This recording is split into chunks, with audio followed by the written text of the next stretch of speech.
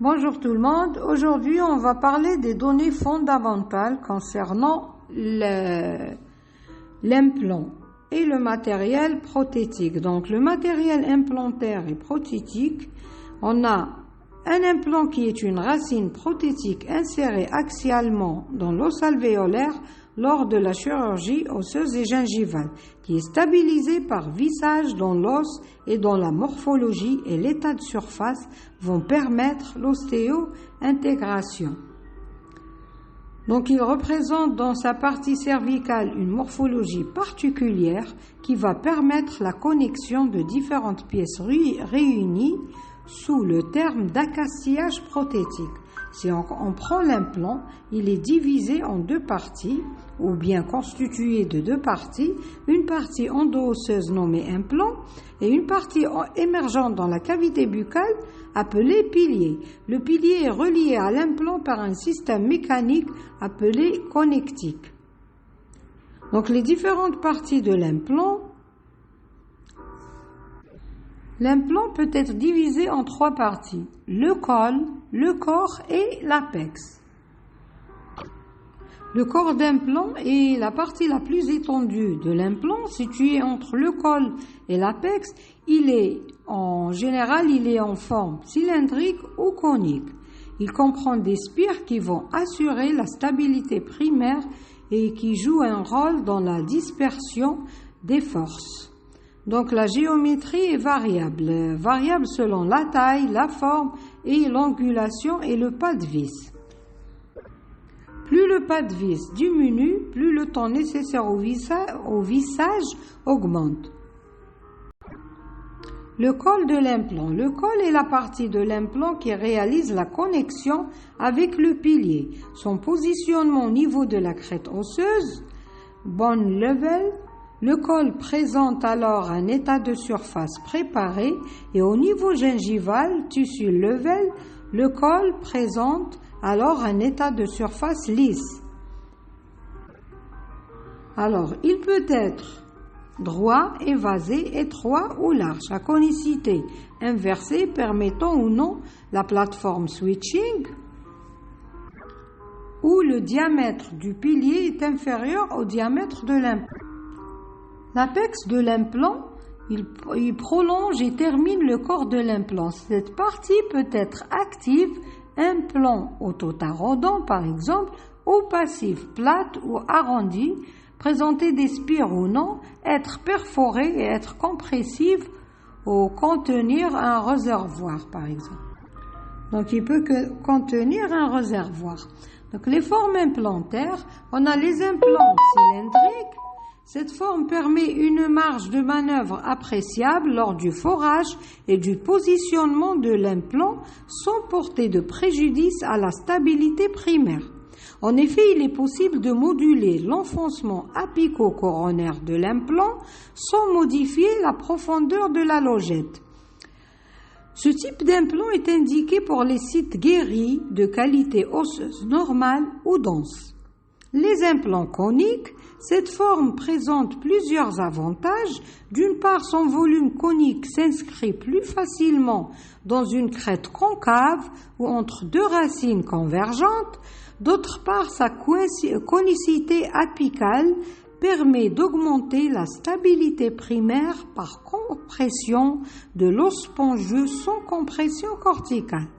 Cependant, la tolérance à l'erreur lors du placement est faible par rapport à l'implant cylindrique. En effet, un positionnement plus coronaire de l'implant conique, c'est-à-dire un vissage incomplet, ne lui donne pas toute sa stabilité primaire. Ce type d'implant est indiqué pour les sites post-extractionnels, car il occupe convenablement le volume laissé disponible par des dents extraites ou dans des sites guéris de moindre qualité osseuse. L'implant conique autoforant, cette forme induit une double condensation osseuse dans le sens vertical et horizontal. Dans le sens horizontal grâce à son diamètre progressif et vertical grâce à l'épaisseur variable des spires. Ce type d'implant possède donc un torque d'insertion élevée, c'est-à-dire une stabilité primaire importante. Même dans un os de faible densité, il offre également la possibilité de changer l'axe d'insertion en cours de pose. Cet implant polyvalent est ainsi indiqué dans tous les sites post-extractionnels ou cicatrisés du maxillaire ou de la mandibule. Le diamètre de l'implant, de façon simplifiée, on peut décrire 3 catégories de diamètre implantaire. Les implants de diamètre standard, plus ou moins 4 mm, variables selon les marques, pour les incisives maxillaires, prémolaires et éventuellement les canines. Les implants de diamètre réduit, plus ou moins 3 mm, pour les incisives mandibulaires et certaines incisives latérales maxillaires. Les implants de gros diamètre supérieur à 5 mm pour les molaires et éventuellement les canines. Le choix de diamètre implantaire se fera en fonction des paramètres suivants. Par ordre d'importance, le volume osseux résiduel, l'espace disponible dans le sens mésio-distal et vestibulo-lingual, l'espace prothétique disponible, les facteurs biomécaniques, le profil d'émergence prothétique et anatomie de la dent à remplacer.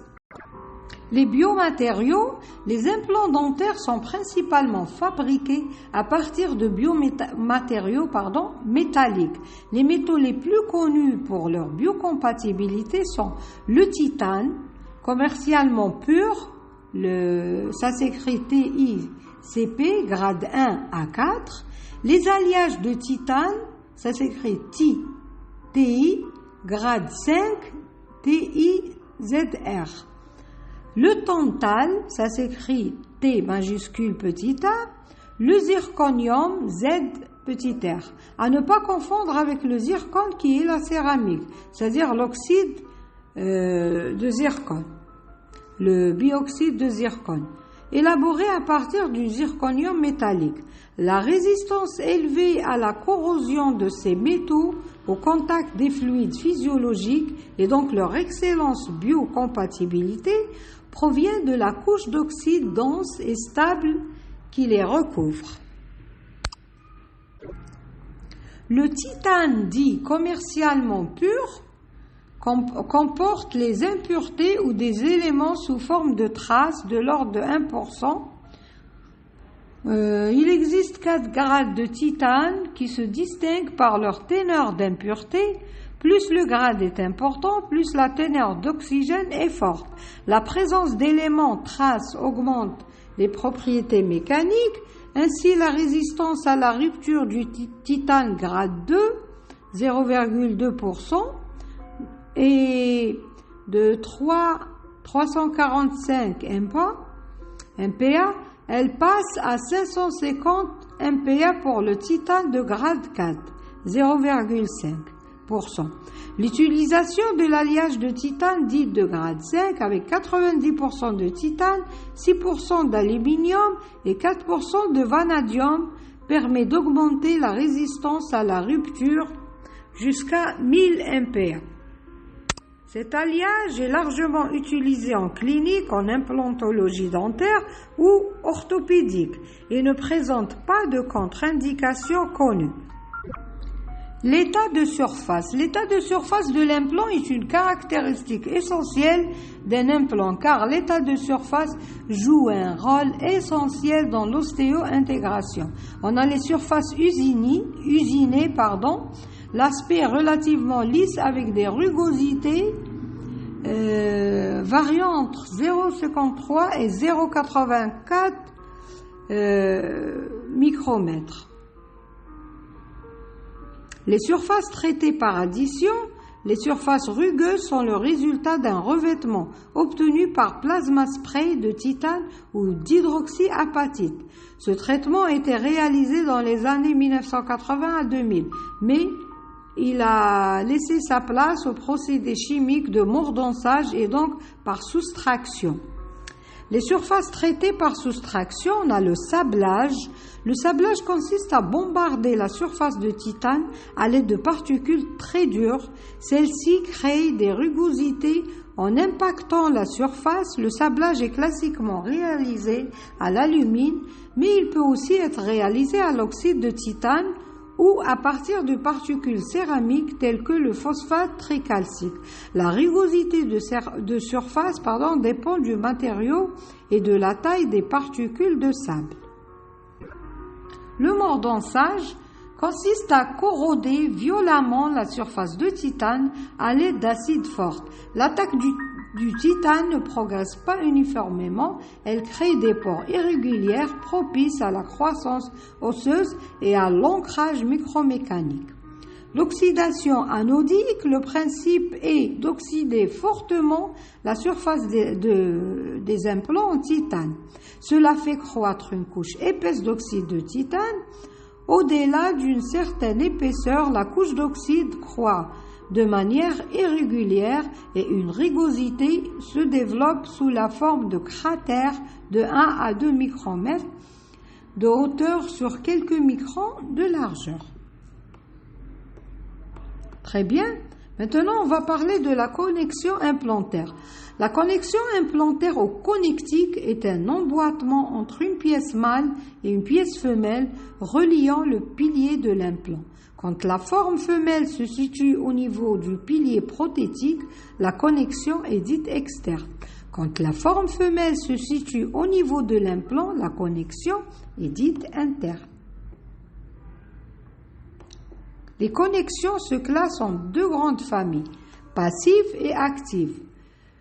Alors, la connexion passive, constituée d'un dispositif géométrique, c'est-à-dire hexagone, octogone et créneau, et d'une vis. L'assemblage et le maintien des composants sont assurés par la vis seule. Aucune force n'est développée à l'interface des parties mâles et femelles. Leur utilisation clinique est simple car le positionnement et l'orientation des piliers se fait de manière précise et reproductible entre la clinique et le laboratoire. Cependant, la vis constitue le plus souvent le maillon faible de l'ensemble. La connexion active, il s'agit d'un mécanisme d'interférence relevant du principe du cône mort, c'est-à-dire la mise en place en force d'un cône mâle dans un cône femelle. L'union des deux pièces est assurée par la pression et la friction développées entre elles à leur interface. Elle oppose un verrouillage au déplacement et permet de protéger le vis du pilier contre le dévissage et les flexions néfastes. Cependant, leur utilisation en clinique est plus difficile car si la rotation relative des cônes offre une infinité de positions, le repositionnement entre le laboratoire et la clinique s'en trouve vraiment compliqué. L'indexation en prothèse implantaire est le système mécanique qui permet le positionnement précis et reproductible d'accastillage prothétique dans l'implant. Ce système mécanique, quand il existe, est souvent système de connexion anti-rotationnelle lui-même ou le système d'entraînement pour le vissage de l'implant dans l'os de la mâchoire. Sur les connectiques implantaires actuels, la tendance est d'utiliser la connectique passive comme indexation. Il existe différents types de systèmes. Un système sans indexation, le pilier dans l'implant peut avoir une infinité de positions sur 360 degrés car il n'existe aucun repère mécanique empêchant la rotation permettant un repositionnement. Dans ce cas, il est nécessaire d'utiliser une clé de repositionnement.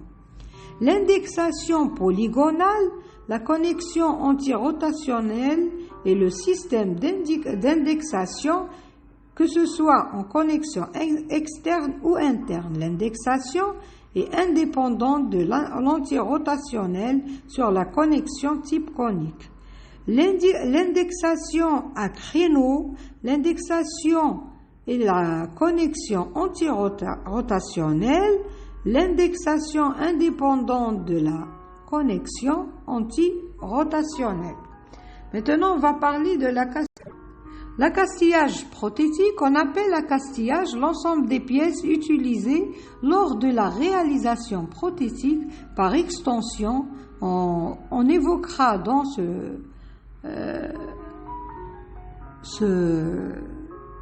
cette présentation tous les éléments qui se connectent, même s'ils n'ont pas une visée directement prothétique.